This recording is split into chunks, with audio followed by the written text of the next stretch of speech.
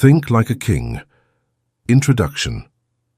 Welcome to the journey that will change the way you view yourself and the world around you. You are here because you feel it. You feel that you are capable of more. You feel that you were not born to merely exist, pay bills, and die. You were born to rule. But ruling is not about sitting on a throne or commanding an army of soldiers. In the modern world, being a king is a state of mind. It is about absolute control over your own thoughts, your own emotions, and your own future. Most people are peasants in their own lives. They react to everything. They let other people control their happiness. They drift through life without a map. Today we are going to destroy that mindset. Over the next few hours, we are going to install the operating system of a king. It is simple, but it is not easy. It requires you to make a choice.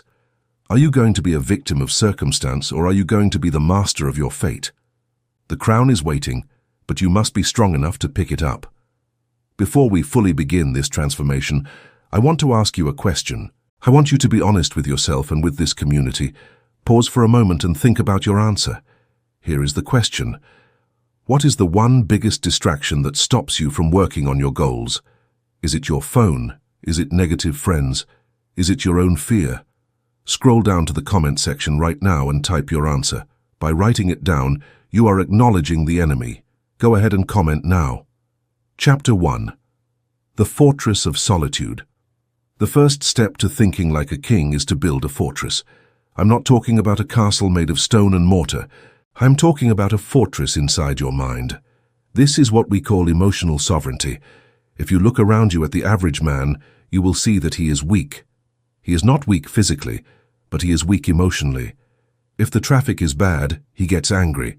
If his boss is rude, he feels small. If his partner says something hurtful, he explodes or he sulks. He is like a leaf blowing in the wind. He has no control over his own direction because he is constantly reacting to the world around him. To be a king, you must stop reacting and start responding. You must become a rock in the middle of a stormy ocean. The waves crash against the rock, but the rock does not move. The rock does not complain. The rock simply remains. Let me tell you about a man named Marcus Aurelius. He lived almost 2,000 years ago. He was the emperor of Rome. He was the most powerful man on the planet. He could have anyone killed with a snap of his fingers. He had unlimited wealth. He had unlimited power. But his life was not easy. He faced wars on the borders of his empire. He faced a terrible plague that killed millions of his people. He was surrounded by politicians who wanted to betray him. His own health was failing. It would have been very easy for him to become a tyrant. It would have been easy for him to scream and shout and punish people when things went wrong. But he did not. Instead, Marcus Aurelius kept a journal. He did not write this journal for the public. He wrote it for himself. In this book, which we now call Meditations, he constantly reminded himself to stay calm. He told himself that he cannot control what other people do, he can only control how he reacts to them. He wrote that if someone insults him, it is only an opinion, and it cannot hurt his soul unless he allows it to. This is the definition of a king. A king does not let a peasant dictate his mood. Imagine you are walking down the street and a small dog barks at you. Do you get on your knees and bark back at the dog? Do you get angry and ruin your day because a dog made a noise? Of course not. You ignore it and you keep walking. You are a human and it is a dog. You are superior.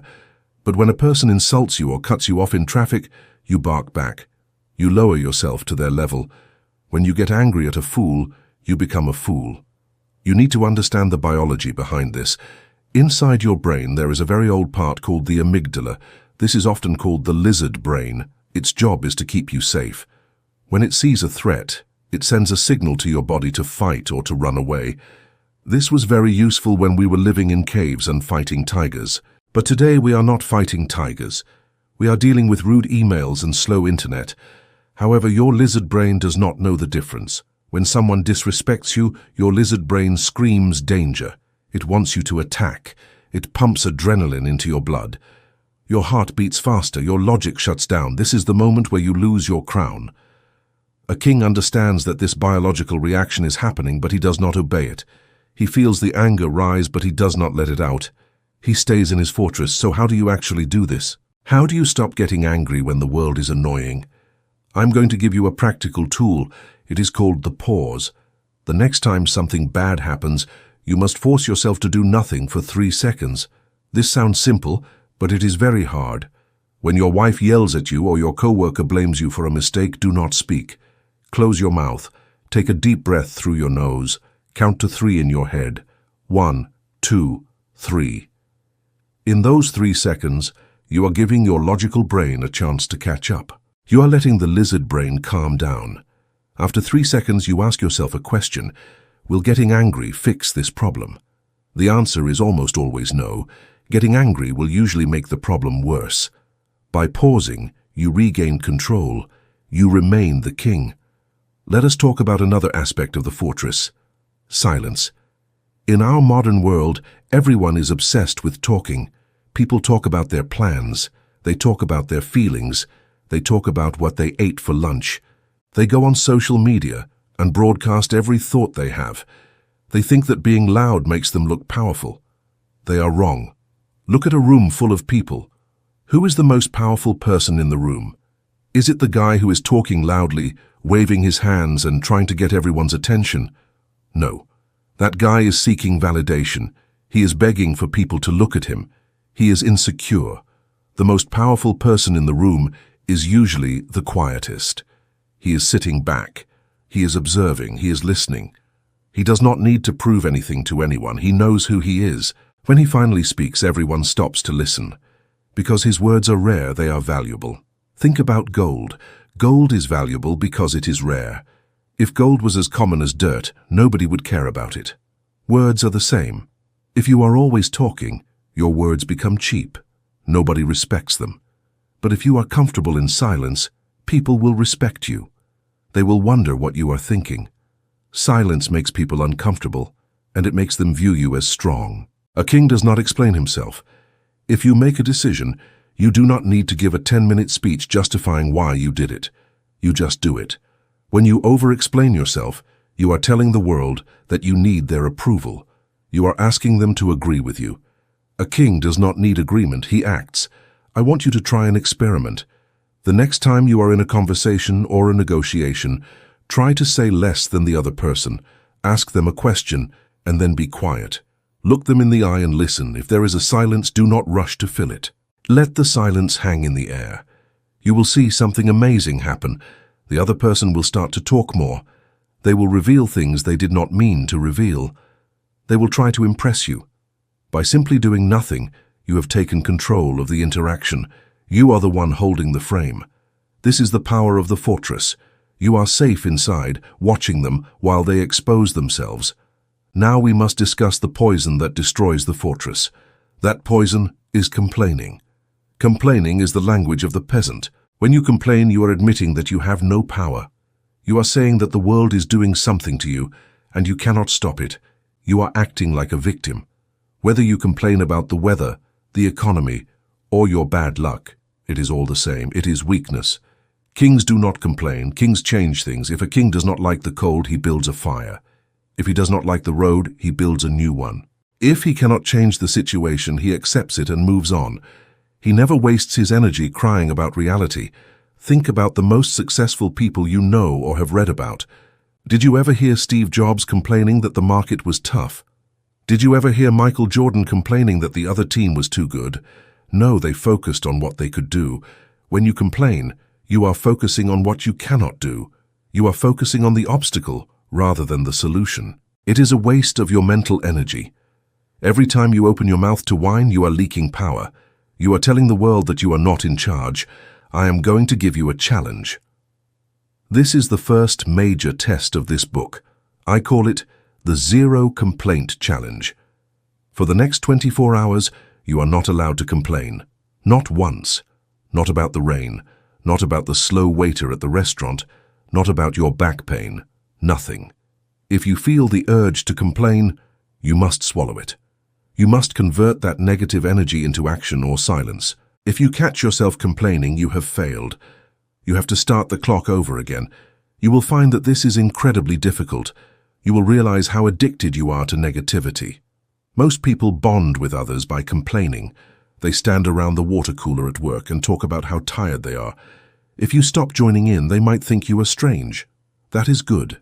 You want to be strange. You want to be different. You are building a gap between you and them. This emotional sovereignty is the foundation of everything else. You cannot build a business, you cannot lead a family, and you cannot leave a legacy if you are an emotional wreck. If a single insult can ruin your week, you're not ready to be a king. You need to harden your mind. You need to develop thick skin. You need to understand that the opinions of sheep do not matter to the lion. Let us go deeper into the concept of the pause and how to apply it in high-pressure situations. Imagine you are in a situation where the stakes are high. Maybe it is a job interview. Maybe it is a confrontation with a stranger. Your heart starts pounding. This is natural. Even the bravest men feel fear. The difference is that the brave man acts in spite of the fear. The coward lets the fear control him. When you feel that physical sensation of stress, you must learn to interpret it differently. Instead of thinking I am nervous, tell yourself I am ready. The physical feeling of excitement and the physical feeling of nervousness are almost exactly the same. Your hands shake. Your stomach feels light. It is your mind that puts a label on it. A king labels it as energy. He uses that adrenaline to focus. There is a concept in psychology called the locus of control. People with an external locus of control believe that life happens to them. They believe in luck, fate, and the actions of others. People with an internal locus of control believe that they make life happen. They believe that they are the cause of their own success or failure. Studies show that people with an internal locus of control are happier, wealthier, and more successful. This is the king mindset. You must believe that you are the architect of your own world. Even when something terrible happens that is not your fault, it is still your responsibility to deal with it. If a hurricane destroys your house, it is not your fault, but it is your responsibility to rebuild. It is your responsibility to find shelter. Sitting on the pile of rubble and crying, "Why me?" will not put a roof over your head. Taking action will. You must also learn to detach from the need for validation. We live in a world of likes and views. We are trained to seek applause. We post a picture and wait for the hearts to appear. If they do not appear, we feel ignored. This is peasant behavior. A king knows his own worth. He does not need a stranger on the internet to tell him he is doing a good job.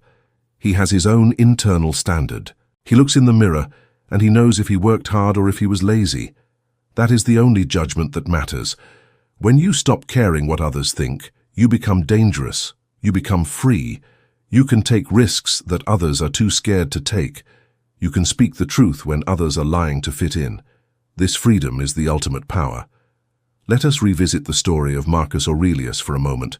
He had a son named Commodus. Commodus was the opposite of his father. He was weak. He was vain. He wanted the people to love him. He fought in the gladiator arena just to get applause. He was a slave to his own ego. And because of this, he ruined the empire. He had the title of emperor, but he did not have the mind of a king. He had the mind of a child. This proves that position does not make you a king. Money does not make you a king. Mindset makes you a king. You can be a janitor and have the mindset of a king. You can take pride in your work. You can control your temper. You can have a vision for your future. And eventually that mindset will lift you out of that job and into a better life. But if you are a millionaire who throws a tantrum when his coffee is cold, you are just a rich peasant. You are poor in spirit. The fortress of solitude is also about protecting your energy. You have a limited amount of mental energy each day. Every time you get angry, you burn fuel. Every time you argue with an idiot on the internet, you burn fuel.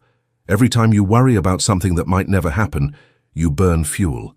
By the time you need to do actual work, you are empty. You are exhausted. A king guards his energy like it is gold. He does not waste it on petty things. He saves it for his mission. He saves it for his empire. If something does not help him achieve his goals, he ignores it. He practices the art of selective ignorance.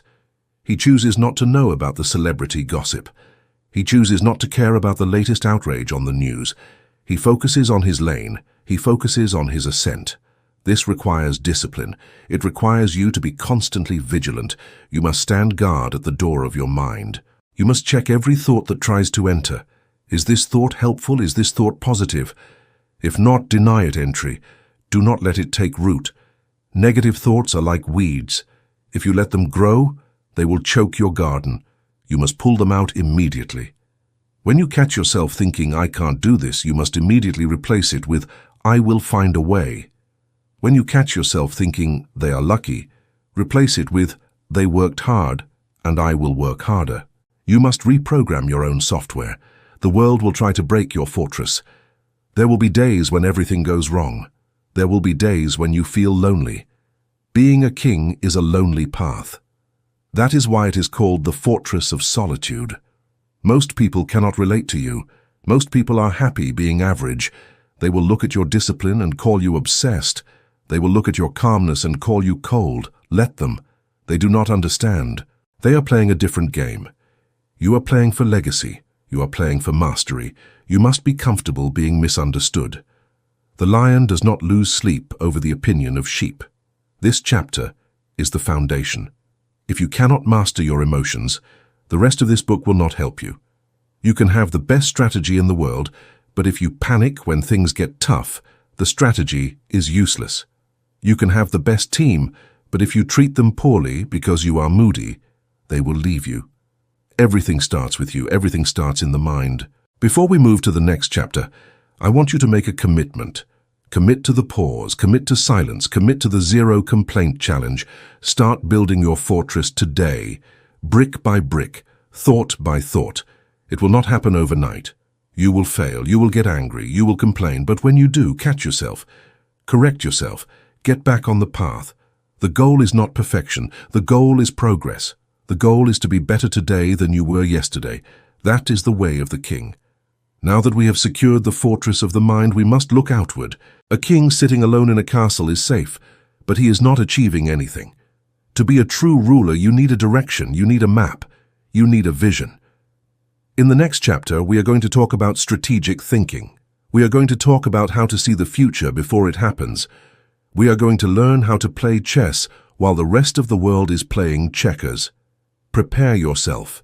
We are moving from defense to offense. Chapter 2. The Vision of the Empire. You have built the fortress. You have secured your mind against the chaos of the world. You have learned to pause. You have learned to embrace silence. You have stopped complaining. Now you are standing on the walls of your fortress and looking out at the horizon. What do you see? Most men look out and see fog. They see a blurry future. They have no idea where they are going. They wake up in the morning and they let the day dictate their actions. They go to a job they hate because they fell into it. They date a person they do not respect because they were lonely.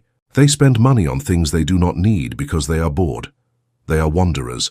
A wanderer has no destination. A wanderer goes where the wind blows. If the wind blows north, he goes north. If the wind blows south, he goes south. He makes no progress because he has no direction. A king is different. A king has a vision. A king looks at the empty field and sees a city. A king looks at the rough stone and sees a statue. A king looks at his own life and sees a legacy. This chapter is about moving from being a wanderer to being a ruler. It is about strategic thinking. It is about having a map. You cannot conquer a territory if you do not know where it is. You cannot build an empire if you do not have a blueprint. Let us start with a fundamental truth about human behavior. Most people play checkers. A king plays chess. You need to understand the difference between these two games to understand your own life. In checkers, all the pieces are the same. You move forward one square at a time. You jump over an opponent if the opportunity arises. It is a game of reaction. It is a game of short-term thinking. You see a move, you take it. You do not think about what happens 10 moves later. You only care about the immediate result. This is how the peasant lives. The peasant is hungry, so he eats junk food. It tastes good in the moment. That is a checker move. The peasant is tired, so he skips the gym. It feels comfortable in the moment. That is a checker move. The peasant wants a new phone, so he puts it on a credit card. He gets the phone immediately. That is a checker move. The peasant says what is on his mind because he is angry. He feels relieved instantly. That is a checker move. Now look at the chess master. In chess, the pieces have different roles: the king, the queen, the bishop, the knight. The game is not about the next move, it is about 5 moves ahead. It is about 10 moves ahead. It is about the end game. A grandmaster will sometimes sacrifice a pawn or even a powerful piece like a knight, just to gain a strategic advantage later. He accepts a small loss now for a massive victory later. This is second-order thinking. First-order thinking is simple. It is, I am hungry, so I eat a donut. The result is pleasure. Second-order thinking asks, what happens after I eat the donut? The result is my blood sugar crashes. Third-order thinking asks, what happens after my blood sugar crashes? The result is, I feel lazy and I do not do my work. Fourth-order thinking asks, what happens if I do not do my work? The result is, I do not make progress on my business. Fifth-order thinking asks, what happens if I do not build my business? The result is, I stay poor and unhappy. So the king looks at the donut and he does not see a treat. He sees poverty. He sees failure. He sees a chain reaction that leads to a life he does not want. This is how you must start to view every decision in your life. Every action you take is a move on the chessboard. You are playing against time. You are playing against mediocrity. If you only make moves that feel good right now, you will lose the game. You will wake up in 10 years, overweight, broke, and alone, and you will wonder how it happened. It happened because you played checkers. You need to develop the ability to travel in time in your mind. Before you speak, before you spend, before you eat, you must fast forward the tape. You must ask yourself if this action brings you closer to your empire or pushes you further away. This sounds exhausting at first. You might think that you have to analyze everything. In the beginning, yes. You do. You have spent your whole life reacting. Your brain is lazy. It wants the easy path. You have to force it to think strategically. Over time, it will become natural. You will instinctively reject the things that harm your future. Let us talk about the concept of the impossible goal. Many people set goals that are too small. They set goals that they know they can achieve. They want to lose 5 pounds. They want to get a 10% raise. These are not bad things, but they are not king goals. They are safe goals. A king sets a goal that scares him. A king sets a goal that requires him to become a different person to achieve it. Consider the story of John F. Kennedy and the moon. In 1962, President Kennedy stood at Rice University and gave a speech. He said, "We choose to go to the moon in this decade and do the other things, not because they are easy, but because they are hard." Now, here is the amazing part. When Kennedy said those words, America did not know how to go to the moon. The technology did not exist. The metals they needed to build the rocket did not exist. The computer navigation systems had not been invented. The math was not finished. NASA had no idea how they were going to bring the astronauts back alive. It was, by all logical standards, an impossible promise. But Kennedy did not wait for the technology to be ready. He set the vision first. He threw his hat over the wall, so the nation had no choice but to climb over to get it. This is the vision of the empire. You do not wait until you are ready. You will never be ready. You do not wait until you have the money, the connections, or the skills. You set the destination, and then you force reality to catch up with your ambition. When you set a massive goal, it changes you. It forces you to grow. If your goal is to make an extra $1,000 this year, you do not need to change much. You just work a few more hours. But if your goal is to make $1 million, you have to change everything. You have to change how you think, who you know, how you work, and how you live. The goal is not just about the money. The goal is about the person you become in the process of chasing the money. A king understands that the size of the problem determines the size of the man. Small men have small problems. They worry about gossip. They worry about the weather. Great men have great problems. They worry about changing an industry. They worry about feeding a nation. They worry about building something that lasts. Do not pray for an easy life. Pray for the strength to endure a difficult one. Do not lower your target to match your aim. Raise your aim to match the target. Now I want to explain a biological fact that will help you understand why vision is so powerful. It is not magic, it is neuroscience. Inside your brainstem there is a bundle of nerves called the reticular activating system, or the RS. This system is the bouncer of your brain. Your senses are constantly being bombarded with millions of bits of information every second. You see colors, you hear sounds, you feel the temperature, you smell the air. If your brain tried to process all of this information at once, it would short-circuit, you would go crazy. So the reticular activating system filters the information. It decides what is important and what is noise. It lets the important stuff in, and it ignores the rest. But how does it know what is important? It knows what is important based on what you focus on. Have you ever decided to buy a specific car? Let us say you decide you want a red Ford Mustang. Suddenly, you see red Ford Mustangs everywhere. You see them on the highway. You see them in the parking lot. You see them in commercials. Did the factory suddenly produce thousands of red Mustangs just because you wanted one? No. They were always there.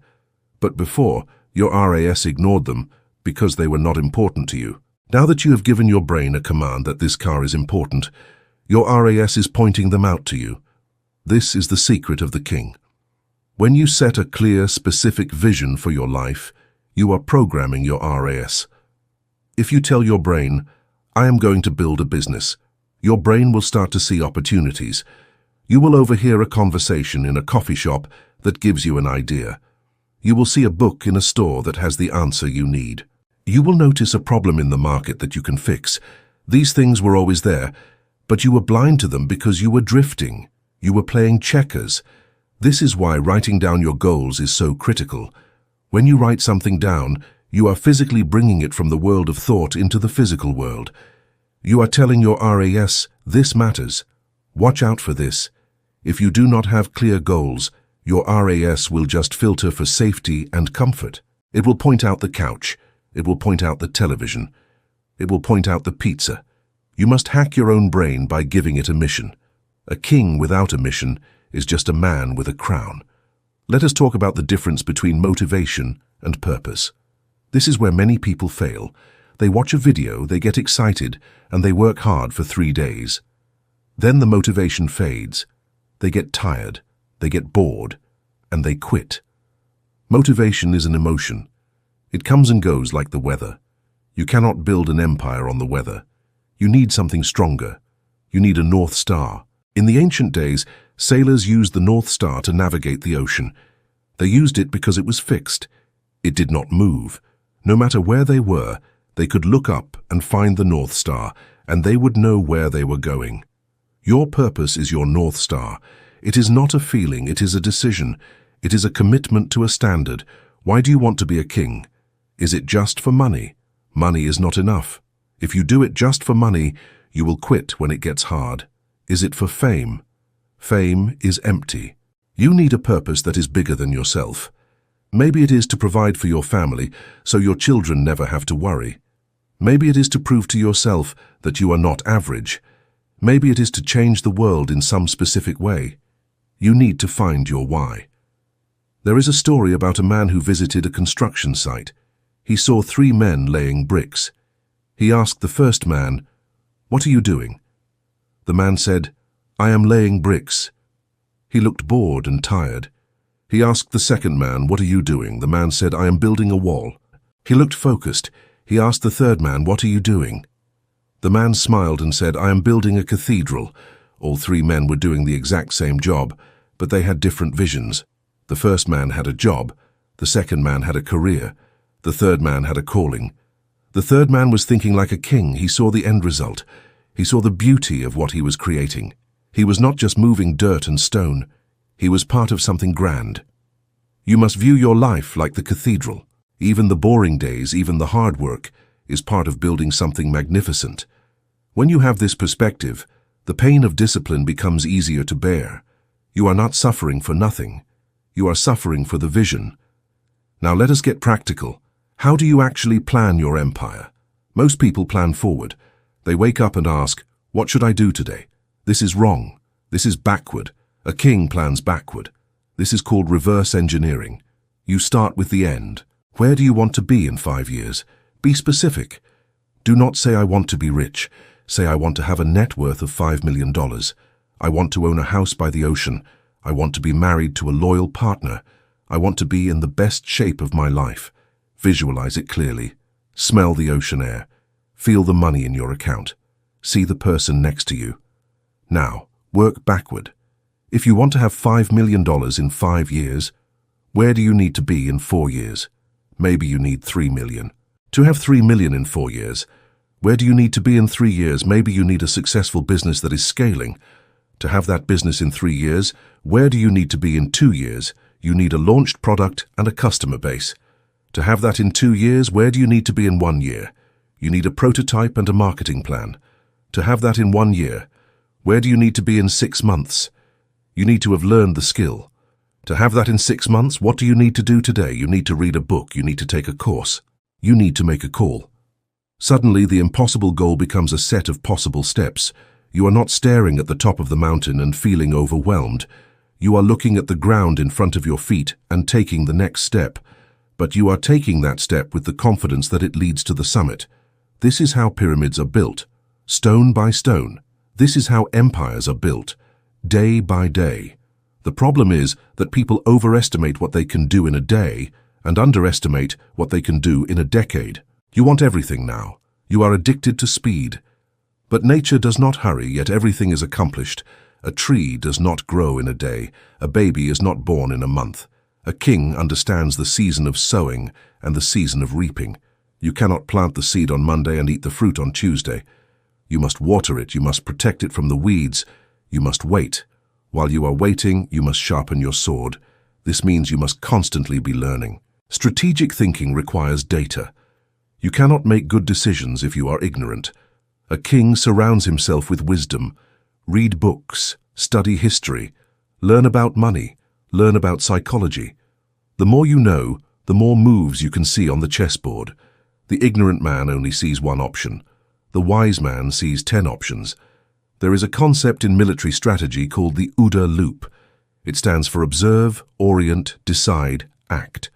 This was developed by a fighter pilot to explain how to win a dogfight. First, you observe the situation. You look at what is happening. Second, you orient yourself. You analyze the data and compare it to your past experience. Third, you decide what to do. Fourth, you act. And then you immediately go back to observing the results of your action.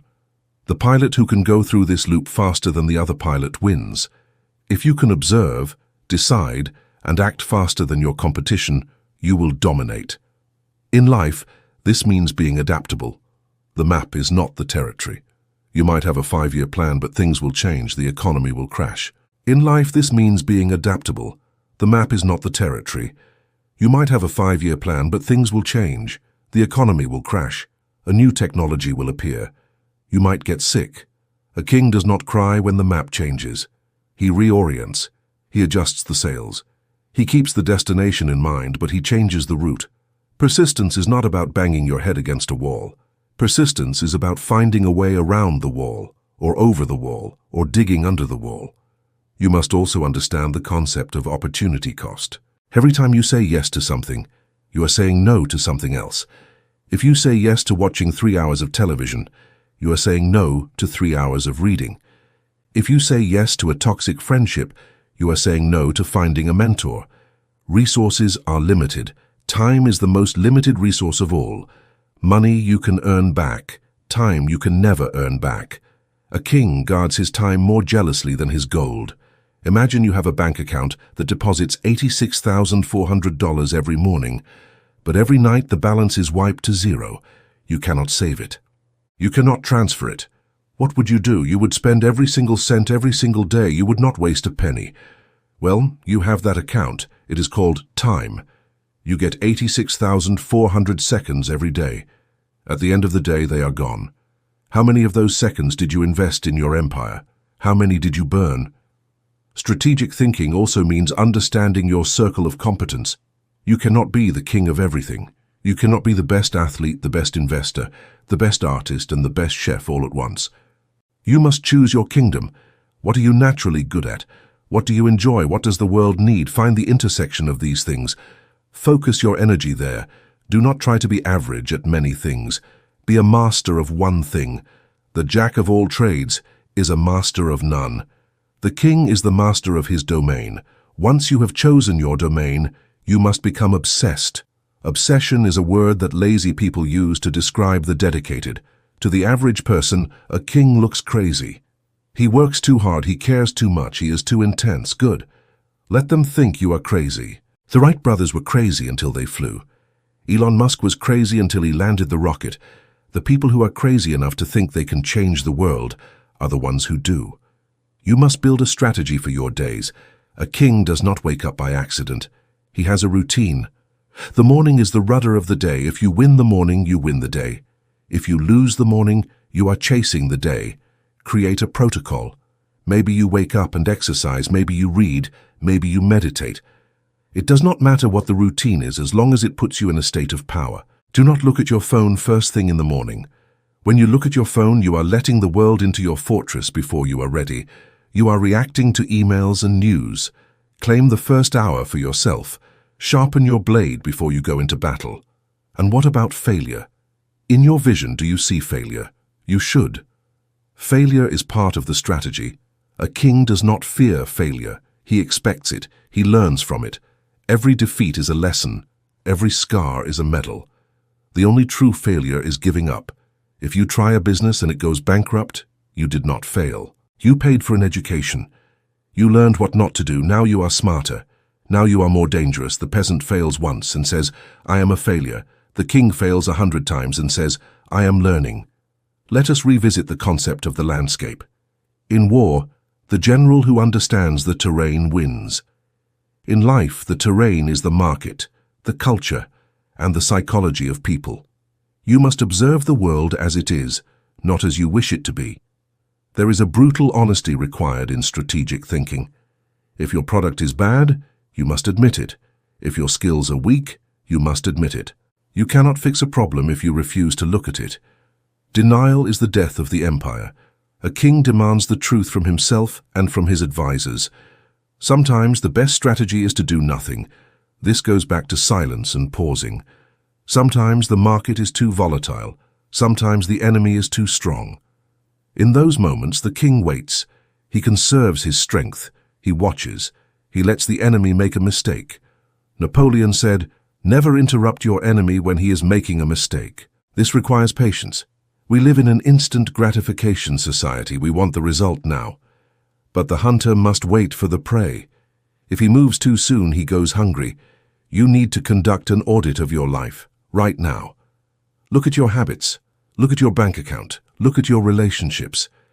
Are these the habits of a king or a peasant? Are they moving you toward the vision of the empire or away from it? Be ruthless. Cut out the dead weight. If a habit does not serve you, kill it.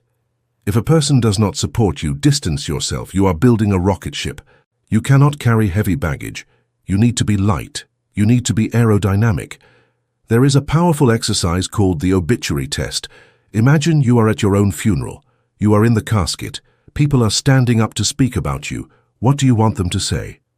Do you want them to say he watched a lot of TV and complained a lot? Do you want them to say he had so much potential but he was too scared to use it? Or do you want them to say, he was a force of nature? He changed our lives. He built something incredible. He was a king. Write your own obituary. Write the story of the life you want to have lived. This is your blueprint. Now live backward from that day. Every decision you make today is writing a sentence in that speech. Make sure it is a story worth telling. Strategic thinking is not something you do once a year on New Year's Eve. It is a daily practice. It is a filter. When you are about to eat that second slice of cake, apply the filter. Does this help the king or the peasant? When you are about to skip work, apply the filter. When you're about to buy that stupid gadget, apply the filter. It is a constant discipline. It is also important to visualize the obstacles. This is an ancient Stoic technique called premeditatio malorum. It means the premeditation of evils. Most people only visualize success. They imagine the money and the applause. A king visualizes the disaster. He asks, what could go wrong? What if my partner quits? What if the market crashes? What if I get sued? By imagining the worst-case scenario, you can prepare for it. You can build defenses. And if it happens, you will not be shocked. You will be ready. You have already lived through it in your mind. This takes away the fear. The unknown is scary. The known is manageable. The vision must be clear, but the details can be flexible. Think of it like a GPS. You type in the destination. The GPS calculates a route, but if there is a traffic jam, the GPS finds a new route. The destination never changes, only the path changes. Do not get so attached to the path that you lose sight of the destination. Many people get stuck because they think there is only one way to succeed. There are 1,000 ways to the top of the mountain. If one path is blocked, find another. If the door is locked, check the window. If the window is locked, break down the wall. As you build your vision, remember that you are not just building for yourself. A true king builds for his people. He builds for his family, his community, his employees. When your vision includes others, it becomes more powerful. People will work harder for a cause than they will for a paycheck. If you want to attract loyalty, you must have a mission that excites people. You must sell them a dream. You must show them that by helping you build your empire, they are securing their own future. We are coming to the end of this chapter, but this is just the beginning of your planning. You cannot just listen to these words and nod your head. You must act. Information without execution is poverty. You have the knowledge now. You know the difference between the checker player and the chess player. You know about the RAS. You know about reverse engineering. The question is, what will you do with it? Will you turn off this audiobook and go back to sleep? Will you go back to drifting? Or will you grab a pen and paper and design your future? The choice is yours. The pen is in your hand. The book of your life is open. Stop letting other people hold the pen. Stop letting society write your chapters. Take the pen. Write your title. Define your kingdom. In the next chapter, we are going to discuss the price of the crown. We have talked about the mind and the map. Now we must talk about the weight. We are going to talk about extreme responsibility. We are going to talk about why most people refuse to be kings because they are afraid of the blame. We are going to learn how to carry the weight of the world on your shoulders and not collapse. But for now, focus on the vision. See it. Believe it. Plan it. The empire awaits. Chapter 3. Heavy is the head. You have learned to control your emotions in the fortress of solitude. You have learned to map out your future with the vision of the empire. Now we arrive at the most difficult chapter. This is the chapter that separates the boys from the men. It separates the pretenders from the rulers. This chapter is about the weight of the crown. There is an old saying that goes, heavy is the head that wears the crown. Most people think this is just a poetic line from a Shakespeare play. It is not poetry. It is physics. It is a law of nature. The crown is heavy because it is made of a dense metal called responsibility. In the modern world, everyone wants the privileges of a king. They want the money, they want the respect, they want the freedom. They want the big house and the fast car. But nobody wants the weight. When the bill comes, they look for someone else to pay it. When the plan fails, they look for someone else to blame. When the relationship falls apart, they point the finger. This is the peasant mindset. The peasant believes that he is a victim of circumstance. He believes that the weather, the government, his boss and his parents are the reason he is unhappy. The king knows the truth. The king knows that he is the only reason he is unhappy. The king knows that everything in his life is his fault. This sounds harsh. You might be thinking that this is unfair. You might be thinking that bad things have happened to you that were not your fault. Maybe you were born poor. Maybe you were treated badly as a child. Maybe you got fired for no reason.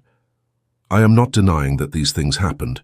I am not saying they were fair, but I am saying that if you want to be a king, you must accept total responsibility for them anyway. There is a massive difference between fault and responsibility.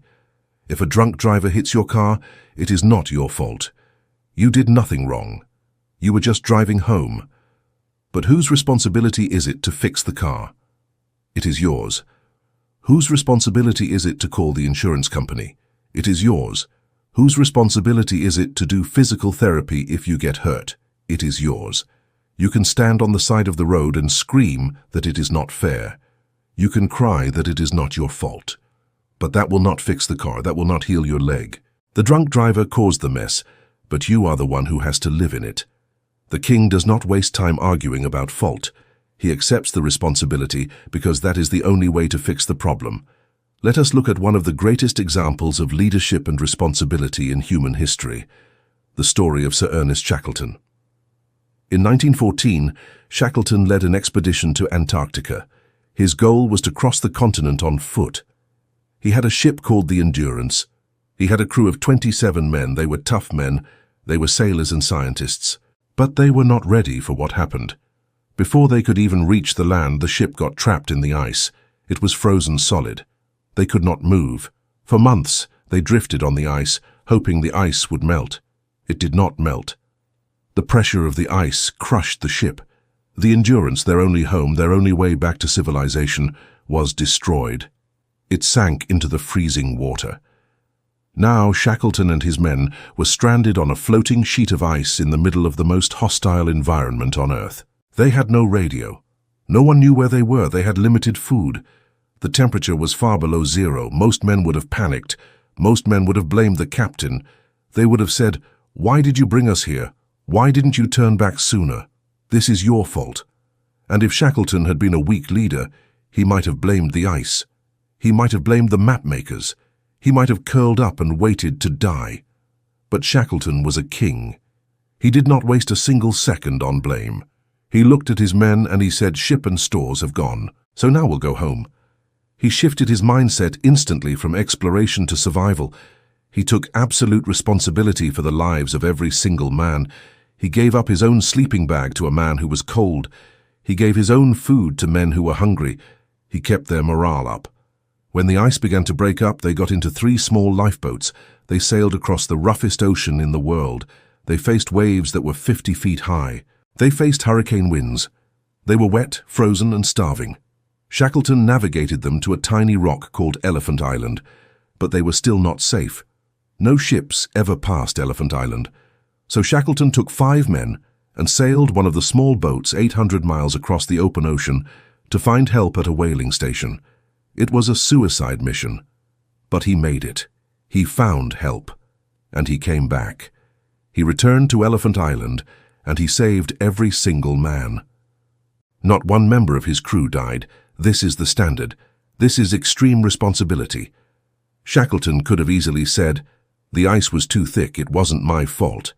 If he had said that, everyone would have died. Instead, he took the weight of the crown. He decided that the survival of his people was entirely up to him.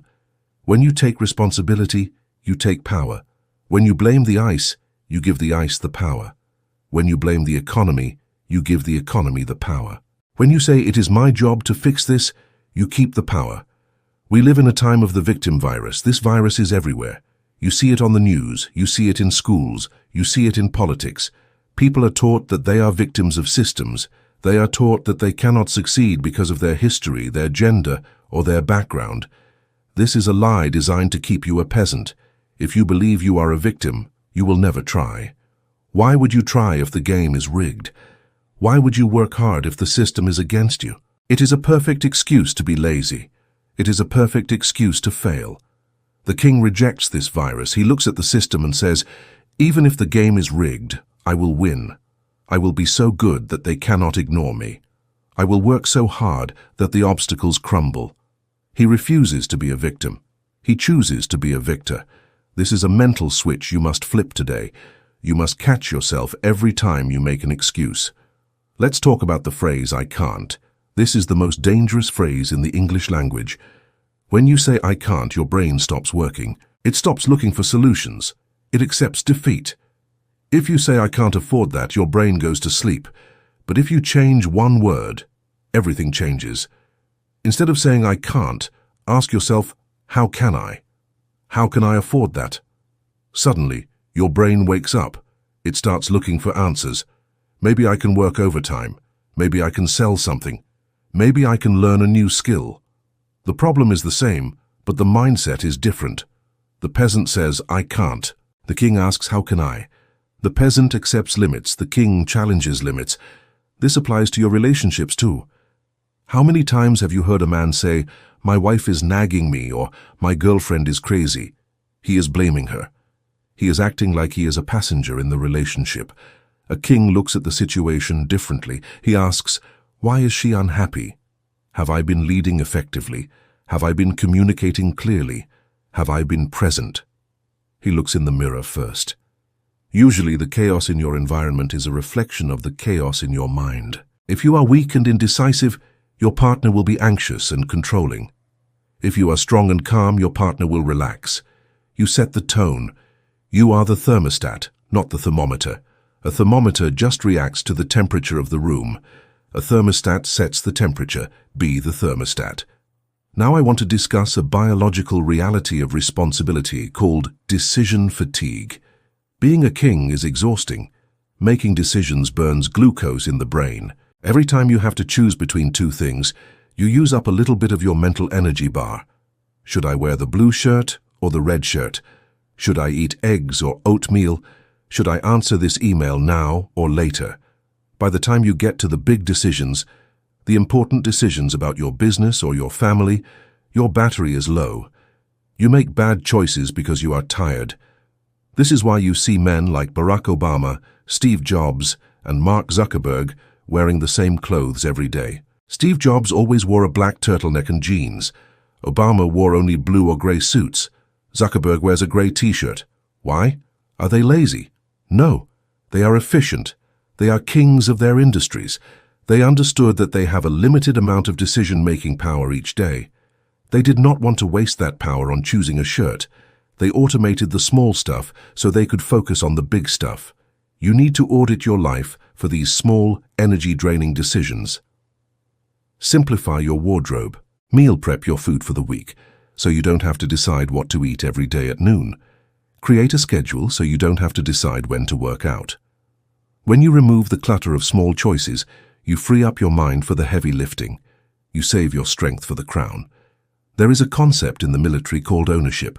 When a mission fails, the commander does not blame the soldiers. The commander blames himself. He says, "I did not explain the plan clearly enough. I did not train them well enough. I did not give them the right resources." This is how you earn respect. Imagine a boss who blames his employees when the company loses money. Do you respect that boss? No. You despise him. Now imagine a boss who stands up in front of the team and says, "We missed the target, and that is on me. I led us in the wrong direction. We are going to fix it." You would follow that man into fire. Vulnerability and taking responsibility is not weakness. It is the ultimate strength. It shows that you are secure enough to admit you were wrong. It shows that you value the mission more than your ego. The peasant protects his ego at all costs. He will lie, cheat, and blame to avoid looking bad. The king cares more about the truth. He cares more about the result. If admitting a mistake helps the team win, he admits it immediately. Let us practice a ritual. I call this the mirror test. I want you to do this every night before you go to sleep. Go to the bathroom. Look yourself in the eyes in the mirror. Ask yourself 3 questions. Question 1. Did I do everything I could today to move my life forward? Question 2. Did I blame anyone else for my problems today? Question 3. What is one thing I can take ownership of tomorrow? Be honest. The mirror does not lie. If you slacked off, admit it. If you got angry at traffic, admit it. Then, forgive yourself and commit to being better tomorrow. This daily accountability is what builds the callus on your mind. It makes you tougher. It reminds you that you are in the driver's seat. You must also take responsibility for your knowledge. Ignorance is a choice in the age of the internet. If you do not know how to manage money, that is your fault. The information is free. If you do not know how to stay healthy, that is your fault. You cannot say, "Nobody taught me." Go teach yourself. A king is a scholar of life. He does not wait for a teacher. He seeks the lesson. If you are broke, it is because you have not learned how to make money. Accept that. It hurts, but it is the truth. Once you accept it, you can change it. You can read the books. You can watch the videos. You can find the mentors. But as long as you say, "I'm broke because the economy is bad," you will stay broke forever. There is a dark side to this chapter that we must address. Sometimes taking responsibility feels heavy. It feels like a burden. You will look at your friends who are living carefree lives, partying every weekend, not caring about the future, and you might feel jealous. You might wish you could be like them. You might wish you could put the crown down. Do not do it. Their freedom is an illusion. They are slaves to their impulses. They are slaves to their debt. They are slaves to their bosses. Your burden is the price of your liberty. The discipline you impose on yourself prevents the world from imposing its discipline on you. Think of a weightlifter. He voluntarily puts heavy metal plates on a bar and lifts it. It is heavy. It hurts. It is uncomfortable. Why does he do it? He does it because resistance builds muscle. Responsibility is the weight room for your character. Every time you say, "This is my problem," you are doing a rep. You are getting stronger. A man who has never carried a burden is weak. If a storm comes, he breaks. A man who has carried the weight of the crown is strong. When the storm comes, he stands tall. He has been training for this. Let us talk about financial responsibility. This is where many potential kings fail. They make money, but they do not manage it. They spend more than they earn to impress people they do not like. This is peasant behavior. A king controls his treasury. You must know where every dollar goes. You must be the master of your coin, not the servant. Debt is a chain. If you owe money to another man, you are not free. You are his servant until you pay him back. A king fights for financial independence. This means living below your means. It means investing. It means delaying gratification. If you cannot manage $1,000, you cannot manage $1,000,000. The amount does not matter. The habit matters. Do not say, "I will start managing my money when I get rich." That is like saying, "I will start eating healthy when I get a six-pack." You get the six-pack by eating healthy. You get rich by managing your money. Start today. Look at your bank account. Face the truth. If it is ugly, look at it anyway. Own it. Say, "I did this. I spent this money. I created this hole. And I will climb out of it." Responsibility also extends to your circle. We will talk more about this in the next chapter, but you must understand that you are responsible for who you allow into your life. If you hang out with losers, do not be surprised when you lose. You cannot blame them for dragging you down if you are the one holding the rope. You have the power to cut the rope. You have the power to walk away. If your friends are toxic, it is your responsibility to find new friends. It is hard, it is lonely, but it is necessary. Imagine you are the captain of a ship. You have a crew member who is drilling a hole in the bottom of the boat. Do you say, "Well, that's just how he is"? Do you say, "I don't want to be mean"? No, you throw him off the boat, or you put him in the brig. You have a responsibility to the rest of the crew to keep the ship afloat. Your life is the ship. Your goals are the destination. If someone is drilling holes in your confidence or your focus, you must remove them. That is your duty as the king. Let us go deeper into the psychology of the locus of control. There was a study done on children. They gave them a difficult puzzle to solve. Some children gave up quickly. They said, "I'm not smart enough," or "This puzzle is too hard." These children had an external locus of control. They blamed their lack of ability or the difficulty of the task. Other children kept trying. They tried different strategies. They didn't give up. When asked why, they said, "I just haven't figured it out yet, or I need to try harder." These children had an internal locus of control. They believed that their effort determined the result. Fast forward 20 years. The children with the internal locus of control were more successful in their careers, their marriages, and their health. The children with the external locus of control were more likely to be depressed, anxious, and poor. This belief is the foundation of your life. You must train yourself to believe that you can affect the outcome, even in the worst situations. Viktor Frankl was a psychiatrist who was sent to a concentration camp during World War II. He lost everything: his wife, his family, his clothes, his name. He was beaten and starved. He had zero control over his environment. The guards controlled when he ate, when he slept, and if he lived or died. But Viktor Frankl discovered one thing they could not control. They could not control his attitude. They could not control how he responded to the suffering. He decided that he would find meaning in the pain. He decided that he would not let them break his spirit. He realized that the last of the human freedoms is to choose one's attitude in any given set of circumstances. If a man in a concentration camp can take responsibility for his own mind, you have no excuse. You are sitting in a comfortable chair, listening to this book. You have food. You have freedom. Your problems are small compared to his. If he could be a king in hell, you can be a king in your office. You can be a king in your home. It is a choice. It is always a choice. So how do you implement this today? You start with your language.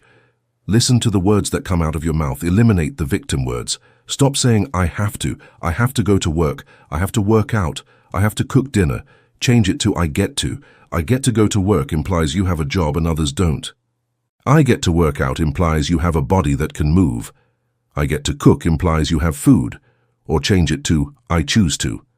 I choose to go to work because I am building a career. I choose to work out because I respect my body. This small shift reclaims your power. You are not a slave obeying orders. You are a king making choices. Also, stop blaming the past. The past is a ghost. It cannot touch you. It cannot hurt you. The only power the past has is the power you give it in the present. Yes, maybe your parents made mistakes. Maybe you had a rough start. But you are an adult now. You are holding the pen. You are writing the current chapter. If you keep rereading the old chapters, you will never write a new one. Close the book on the past. Forgive the people who hurt you. Not because they deserve it, but because you deserve peace. Holding on to anger is like drinking poison and expecting the other person to die. Let it go. The heavy head cannot look up if it is looking back. Finally, you must take responsibility for your impact. A king leaves a mark. When you walk into a room, the energy should change. When you leave a room, it should be better than when you entered. You are responsible for the vibe you bring. If you are grumpy and negative, you pollute the room. If you are positive and strong, you elevate the room. Do not be an energy vampire. Be a generator. Generate enthusiasm. Generate solutions. Generate hope. People follow the man who lights the way. The weight of the crown is heavy, yes, but it is also what makes you strong. Your neck muscles will grow. Your spine will straighten. You will walk differently. People will see it. They will sense that you are a man who handles his business. They will trust you. They will want to be near you. Because in a world of children looking for a babysitter, the man who acts like a father is the king. This is the end of the lesson on responsibility, but the test is just beginning. The test is when you turn off this audio. Something will go wrong today. I guarantee it. You will spill your coffee. You will hit traffic. Someone will be rude. In that moment, remember Shackleton. Remember the mirror. Remember the crown. Do not react like a peasant. Respond like a king. Say, good. This is a chance to practice patience. This is a chance to practice solving problems. Own it all. In the next chapter, we will talk about the people around you. We have built the mind. We have built the plan. We have accepted the weight. Now we must look at the royal council. A king is only as strong as his court. If you are surrounded by fools, you will fall. We are going to learn how to audit your friends, how to find mentors, and how to build a network that pushes you to the top. But for now, stand up straight, shoulders back. Accept the weight. You are the king. Chapter 4. The Royal Council. You have built the fortress of your mind. You have drawn the map of your empire. You have accepted the heavy weight of responsibility. You are standing tall. You are ready to rule. But there is one final trap that defeats even the strongest men. It is a trap that you cannot see because it is too close to you. It is the people standing right next to you. No king rules alone. History remembers the kings, but it often forgets the advisors, the generals and the allies who made the king successful. Alexander the Great had his generals. Steve Jobs had Steve Wozniak. Every great leader has a council. This chapter is about your environment. It is about the social air you breathe. You can be the healthiest person in the world, but if you live in a house filled with toxic smoke, you will get sick. You can have the strongest mindset in the world, but if you are surrounded by people who are weak, negative, and lazy, you will eventually become like them. It is not a matter of if, it is a matter of when. There is a famous concept called the law of averages. It states that you are the average of the 5 people you spend the most time with. Look at your 5 closest friends. Look at their bank accounts. Look at their waistlines. Look at their relationships. Look at their happiness. Now average them out. That is your future. If your 5 best friends are broke, you will be the 6th. If your 5 best friends are divorced and angry, you will be the 6th. But if your 5 best friends are millionaires, you will be the 6th. If they are athletes, you will be the 6th. This is not magic. It is biology. Humans are herd animals. We have something in our brains called mirror neurons. These neurons are designed to copy the behavior of the tribe. When we were living in caves, this kept us safe. If the tribe ran, you ran. If you didn't run, you got eaten by a lion. If the tribe ate a certain berry, you ate it. If you didn't, you starved. Fitting in was survival. Being different was death. But today, fitting in is the death of your dreams. The average person today is not a king. The average person is in debt. The average person is overweight. The average person is anxious and addicted to their phone. If your brain is trying to fit in with the average, you are programming yourself for failure. You are copying the habits of losers. To be a king, you must fight your own biology. You must choose your tribe carefully. You must curate your circle like a museum curator chooses art.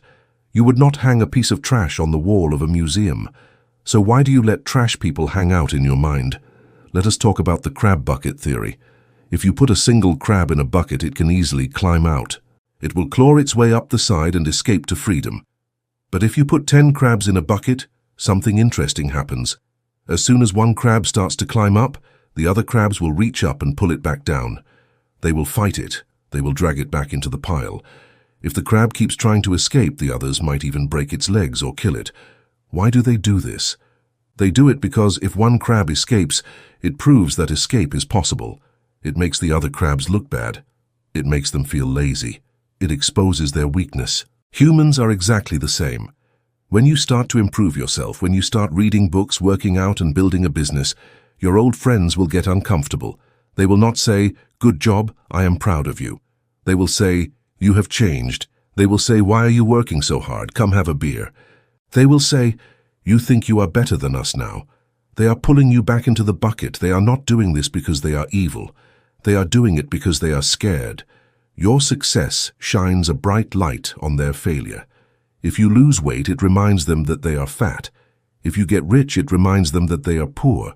It is much easier for them to pull you down than it is for them to climb up. A king understands this dynamic. He expects it. He does not get angry at the crabs. He simply understands that he cannot stay in the bucket. You have to make a choice. Do you want to be loved by the crabs, or do you want to be free? You cannot be both. If you want to build an empire, you will have to leave some people behind. This is the hardest part of the journey. You will have to look at friends you have known for 10 years and realize that they are anchors. They are holding you in the harbor. If you want to sail the ocean, you have to cut the anchor. This brings us to the audit. You need to audit your social circle just like a business audits its finances. Take a piece of paper. Write down the names of the people you spend the most time with. Next to each name, put a plus sign or a minus sign. A plus sign means this person adds energy to your life. When you leave them, you feel inspired. You feel ready to work. They support your goals. They challenge you to be better. They talk about ideas. They talk about the future. A minus sign means this person subtracts energy from your life. When you leave them, you feel tired. You feel cynical. They gossip about other people. They complain about their jobs. They make fun of your dreams. They are constantly in drama. Now look at the paper. If you have more minuses than pluses, you are in trouble. You are swimming upstream. You are trying to run a marathon with a backpack full of rocks. You need to remove the rocks. How do you do this? You do not need to be dramatic. You do not need to call them and scream, "You are a loser and I am a king, goodbye." That is childish. A king acts with grace. You simply start to drift. You become busy. When they call you to go to the bar on Friday night, you say, "I can't, I have work to do." When they invite you to the party, you say, "Thanks, but I am focusing on my health right now." Eventually, they will stop calling.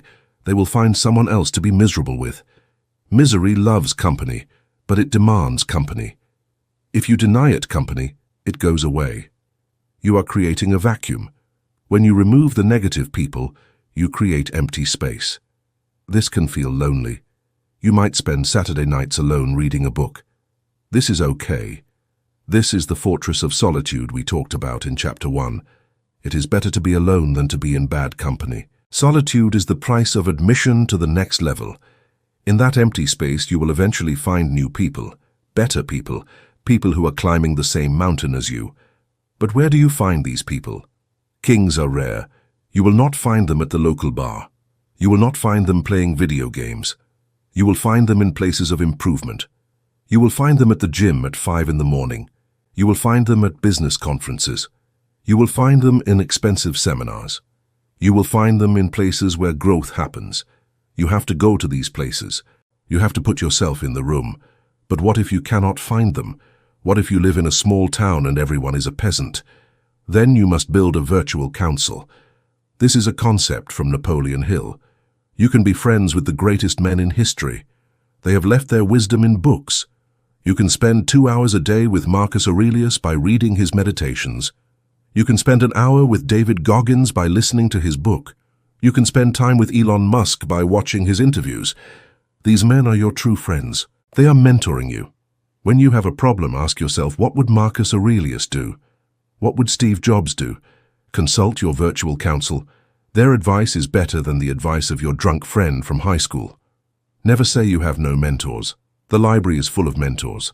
The internet is full of mentors. Ignorance is a choice.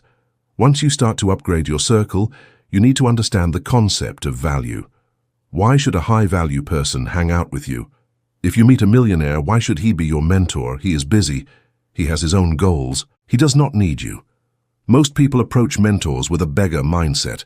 They say, "Can I pick your brain? Can you help me? Can you give me a job?" They are asking for a withdrawal before they have made a deposit. A king adds value first. If you want to connect with a powerful person, do not ask for favors. Offer a service. Solve a problem for them. Study their business and find a hole. Then offer to fix it for free. Send them an article that relates to their interests. Connect them with someone they need to meet. Be a giver, not a taker. The world is full of takers. Takers are repulsive. Givers are attractive. When you give without asking for anything in return, you trigger the law of reciprocity. The other person feels a psychological need to help you back, but even if they don't, you have established yourself as a person of value. There is a psychological trick called the Benjamin Franklin effect. Benjamin Franklin had a rival in the Pennsylvania legislature. This man hated Franklin. Franklin wanted to win him over. He did not do it by being nice. He did not do it by giving him a gift. Instead, Franklin asked the man for a favor. He asked to borrow a rare book from the man's library.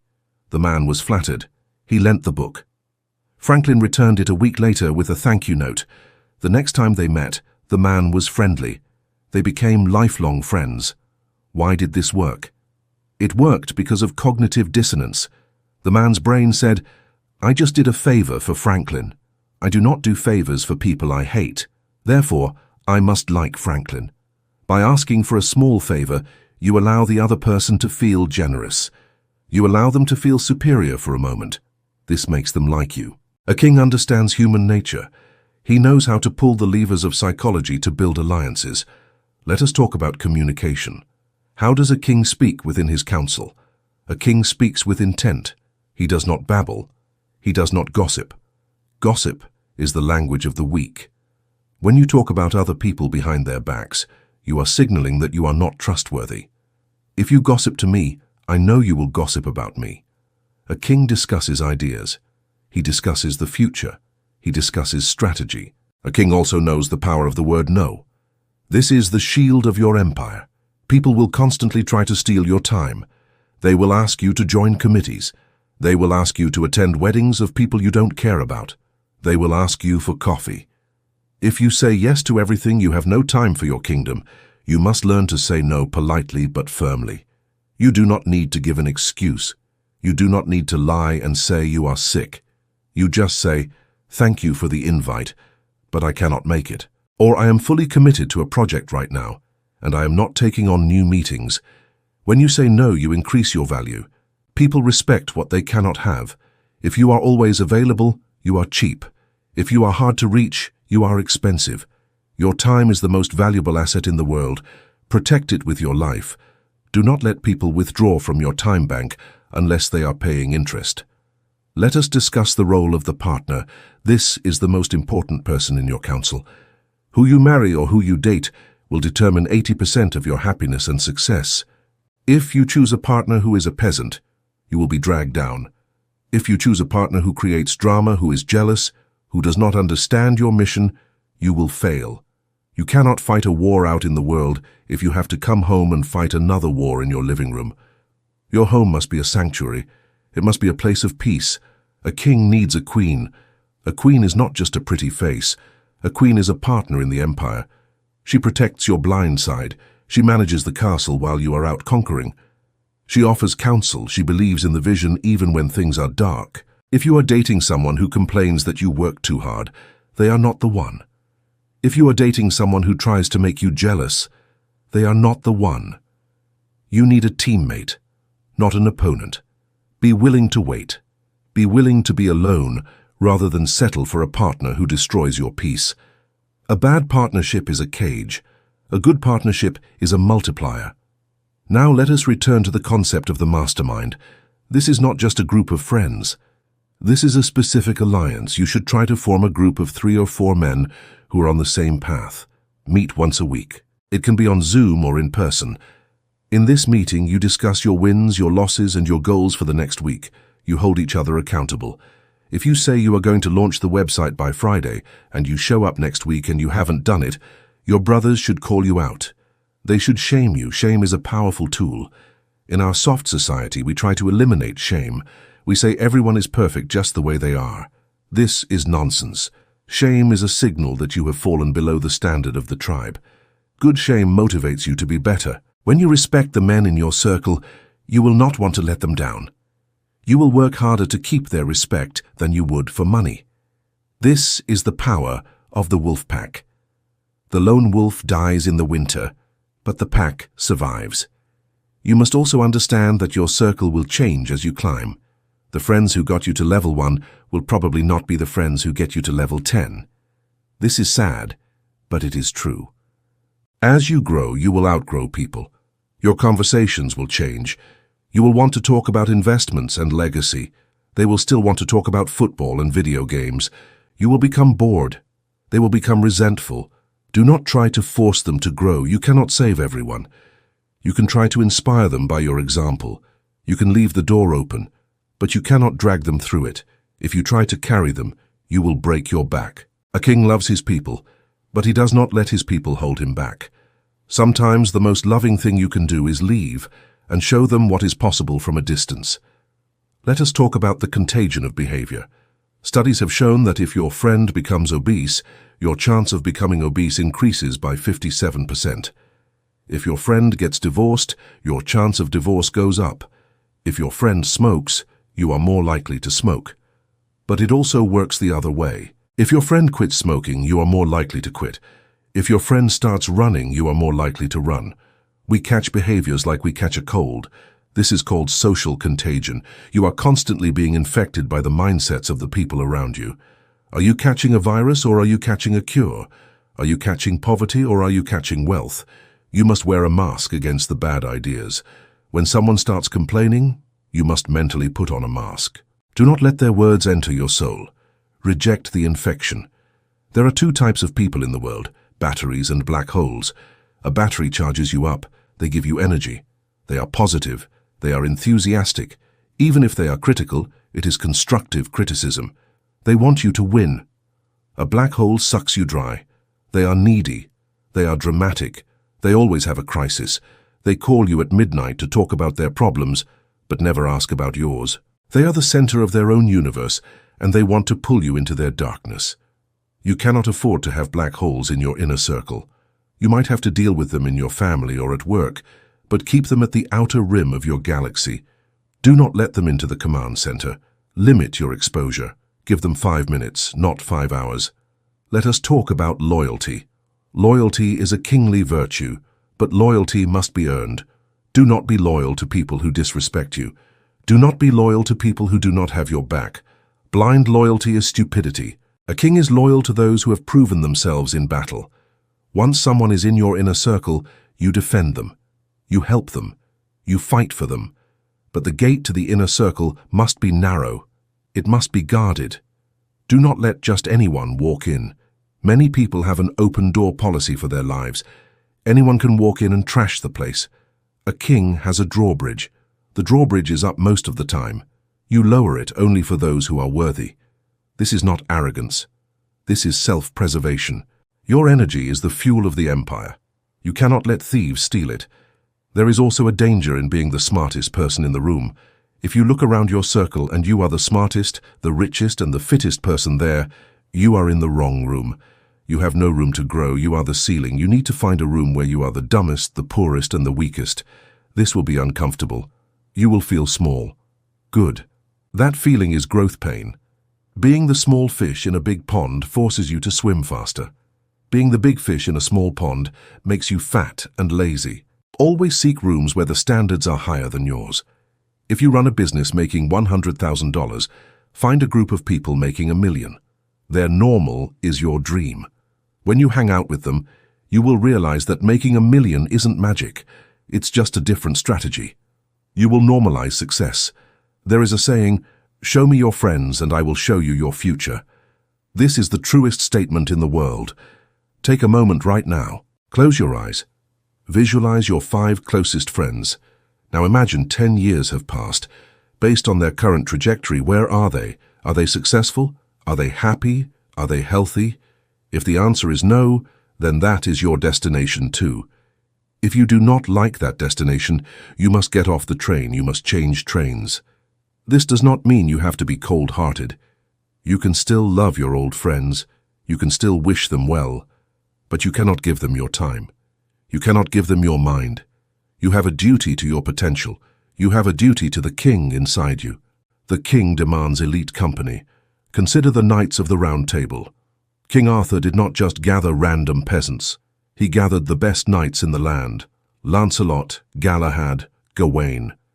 Each one was a warrior. Each one was a hero. Together they were unstoppable. They sharpened each other.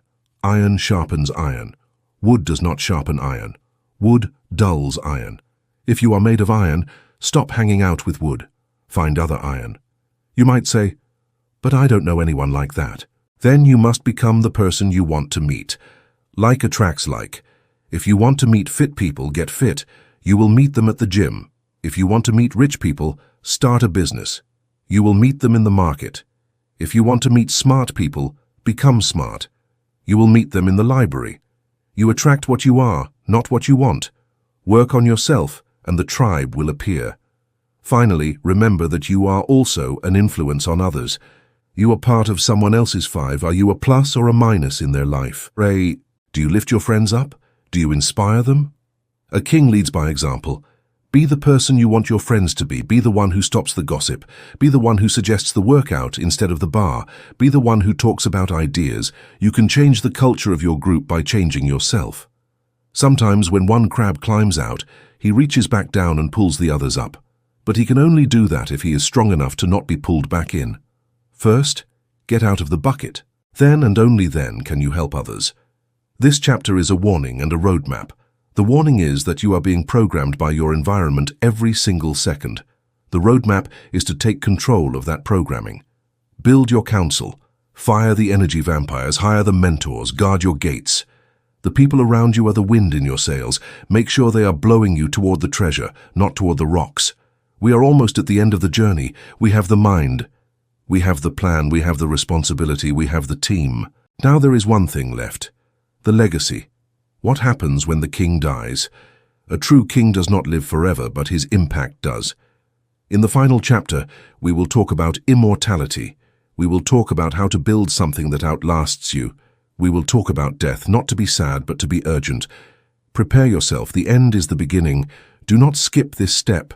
Do not think you can do it alone. The lone wolf starves. The pack eats. Go find your pack, or build it. That is the royal decree. End of Chapter 4. Chapter 5. The Legacy. Welcome to the final chamber of the castle. You have walked a long path. You have dismantled the peasant mindset and installed the software of a king. You understand that your emotions are your subjects, not your masters. You understand that you must have a vision that is terrifyingly large. You understand that everything is your fault, and that is why you have the power to fix it. You understand that your circle is your destiny. Now we face the ultimate reality. The one thing that every king, every beggar, every tyrant, and every saint has in common. We are all going to die. This is not a dark thought. This is the most blindingly bright truth in the universe. The fact that you will die is the only reason your life matters. If you lived forever, you would have no urgency. You would waste 1,000 years playing video games because you would have 1 billion more years left. But you do not have 1,000,000,000 years. You do not even have 100 years guaranteed. You might not have tomorrow. This chapter is about legacy. It is about what remains when the music stops. It is about the footprint you leave in the concrete of history. A peasant lives for the weekend. He works 5 days so he can escape his life for 2 days. He drinks to forget. He watches TV to numb his brain. He is just trying to make it to Friday. Then he tries to make it to retirement. Then he dies, and 2 weeks later nobody mentions his name. He consumed resources, but he created nothing. He was a tourist in life. A king is not a tourist. A king is a builder. A king lives for the next century. He plants trees under whose shade he does not expect to sit. He builds foundations for castles he might not see finished. He thinks about his great-grandchildren. He asks himself, what will they say about me? Will they say, he was the one who changed the bloodline? Or will they say, he was just another leaf that fell from the tree? Let me tell you the story of Alfred Nobel. You might know the name because of the Nobel Peace Prize, but do you know how it started? In 1888, Alfred's brother died. A French newspaper made a mistake. They thought Alfred had died, so they published Alfred Nobel's obituary. Alfred woke up in the morning, opened the newspaper and read about his own death. The headline said, "The Merchant of Death is dead." Alfred was shocked. Merchant of Death. Why did they call him that? Because Alfred Nobel had invented dynamite. He had made a fortune creating explosives that killed people in wars. The newspaper described a man who became rich by finding ways to kill more people faster than ever before. Alfred was horrified. He looked at the paper and thought, is this how I will be remembered? Is this my legacy, the Merchant of Death? He decided right then and there to change the story. He took his massive fortune and he wrote a new will. He dedicated his money to creating prizes for those who conferred the greatest benefit on mankind. Prizes for physics, chemistry, medicine, literature, and peace. Today, when you hear the name Nobel, you do not think of dynamite. You do not think of death. You think of genius. You think of peace. You think of the highest achievement of humanity. He rewrote his legacy. He refused to let the world define him. You have the same power. You might not have invented dynamite, but you have a current trajectory. If you died today, what would your obituary say, be honest? Would it say he watched every season of every show on Netflix? Would it say he was always angry and bitter? Or would it say he was a generous man who gave everything he had? The good news is you are not dead yet. You can still change the headline. You can still do the work. Let us talk about the concept of generosity as power. Many people think that power is about hoarding. They think a king sits on a pile of gold and keeps it all for himself. This is the dragon mindset, not the king mindset. Dragons hoard, kings distribute. True power is the ability to give. If you have enough money to feed your family, you are doing well. If you have enough money to feed your village, you are a king. If you have enough strength to carry your own burden, you are strong. If you have enough strength to carry the burdens of others, you are a leader. Generosity is a signal of abundance. Only a man who has plenty can afford to give. When you give, you are telling your brain, I have enough, I am capable of creating more. This destroys the scarcity mindset. The peasant is terrified of losing what he has. He clutches his few coins. He refuses to help others because he thinks there is not enough pie. The king knows he can bake more pie. He gives freely because he knows he is the source. This applies to more than money. You can be generous with your praise. You can be generous with your knowledge. You can be generous with your smiles. Have you ever noticed that the most insecure people are the most critical? They cannot pay anyone a compliment. It hurts them to say, good job. They think that if they praise you, they lower themselves. A king is secure. He praises people constantly. He lifts people up. He wants everyone to win. He knows that blowing out someone else's candle does not make his candle shine brighter. Let us talk about memento mori. This is a Latin phrase that means, remember you must die. In ancient Rome, when a general returned from a victorious war, he would have a parade. He would ride a chariot through the streets. The crowds would cheer. They would throw flowers. It was a moment of supreme glory. But standing behind the general in the chariot was a slave. The slave's job was to whisper in the general's ear over and over again, memento mori. Remember you are just a man. Remember, you will die. This was not to make the general depressed. It was to keep him humble. It was to keep him focused. It reminded him that the glory is fleeting. It reminded him that he must use his power wisely because he would not have it forever. You need a memento mori. You need to remind yourself that your time is a burning candle. It is melting away right now. Every tick of the clock is a second you will never get back. This should scare you, but it should also free you. Why are you afraid of embarrassment? You are going to die. Why are you afraid of starting that business? You are going to die. Why are you holding a grudge? You are going to die. Death strips away the nonsense. It reveals what is important. When you are on your deathbed, will you regret that you tried and failed? No. You will regret that you didn't try. You will regret the safe choices. You will regret the words you didn't say. So how do you build a legacy? You build it by creating something that exists outside of yourself. This is the difference between income and equity. Income is what you get paid for your time. If you stop working, the income stops. Equity is something you own that has value without you.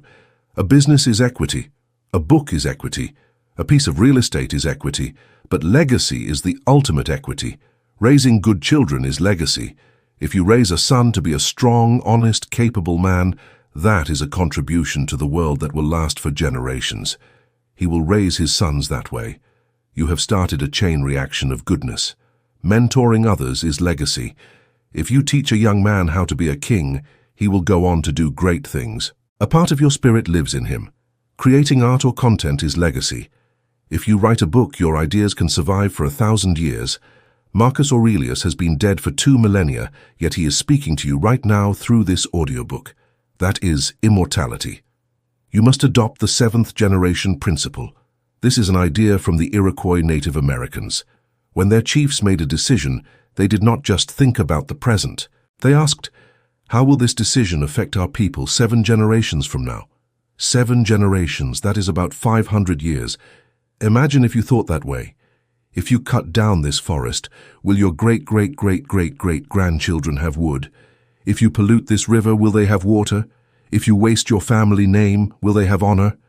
Most people do not even think about next week. A king thinks about the bloodline. He wants his name to mean something.